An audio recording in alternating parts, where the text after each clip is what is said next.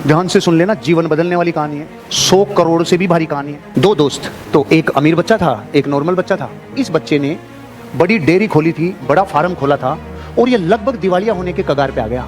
और इसका जो दोस्त था वो बड़े घर का बेटा था, मतलब एक तरीके से राजा का बेटा समझो।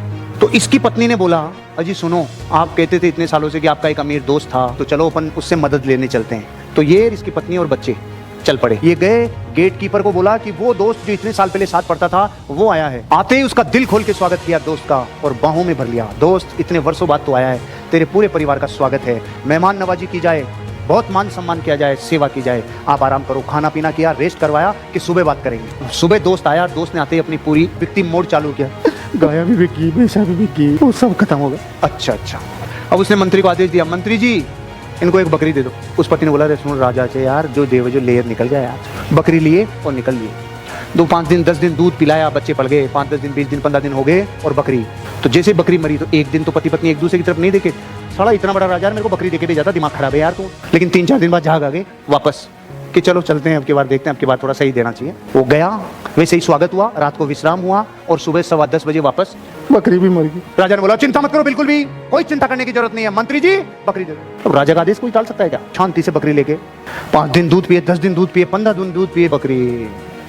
अब की बार अगर बोली, ए सुनो जी, ए चलो पधारो, रुको, विश्राम करो, खाना खाओ, पियो, मस्त रहो, शानदार जिंदगी जियो, सुबह 10:15 बजे भाई साहब बकरी मर गई। परमात्मा जो भी करता है अच्छे के लिए करता है, चिंता करने की कोई भी जरूरत नहीं है, टेंशन मत ले, मैं तेरे साथ खड़ा हूँ। मंत्री जी बकरी दे दो। पत्नी ने माथा पकड़ लिया, तो होते ना गुस्से में, बकरी ले गए। 1 दिन 2 दिन 5 दिन 10 दिन बकरी ब्याई। आप क्या सोच रहे थे? बकरी, एक बकरी और ले आई और वो जो बकरी थी उसके भी बकरी 4-5 बकरी हो गई। दूध मामला सेट हो गया, बच्चे पलने लग गए और अब थोड़ा थोड़ा दूध बेचना शुरू कर दिया। 90% लोग इस टाइम भूल जाते हैं, जिसने बकरी दी थी उसकी पत्नी ने कहा, सुनो जी आज जो भी हो रहा है, जितना भी हो रहा है, मेरे बच्चे पल रहे हैं, चलो धन्यवाद के क्या आते हैं कि सच्ची कि हाँ चलो चलते हैं। वही स्वागत, वही खाना पीना, वही रहना, महलों में आना और सुबह 10:15 बजे। लेकिन ये दोस्त, तूने मेरी मदद की मेरे जीवन में, जब मेरे बच्चों के लिए भी कुछ नहीं बचा था, तूने मेरी मदद की, मैं आज केवल शुक्रिया अदा करने आया हूँ। चिंता नहीं करो, परमात्मा सबका भला करता है। मंत्री जी 100 गायें दे दो और 5 गांव दे दो। पत्नी ने कहा, रम मांगने आए थे तब दिया नहीं था, अब ये 5 गांव और 100 गायें दे रहा है। बस दोस्त, तुझे यही समझाना चाहता हूँ, मैं दे तो तुझे पूरा राज्य सकता था उस दिन, जिस दिन तेरे बच्चे भी नहीं पल रहे थे, पूरा राज्य भी दे देता ना, तेरा पूरा राज्य कोयला हो जाता मेरे लाला। मैंने तुझे सिर्फ इसलिए बकरी दी थी क्योंकि तेरी बकरी मरने का टाइम चल रहा था।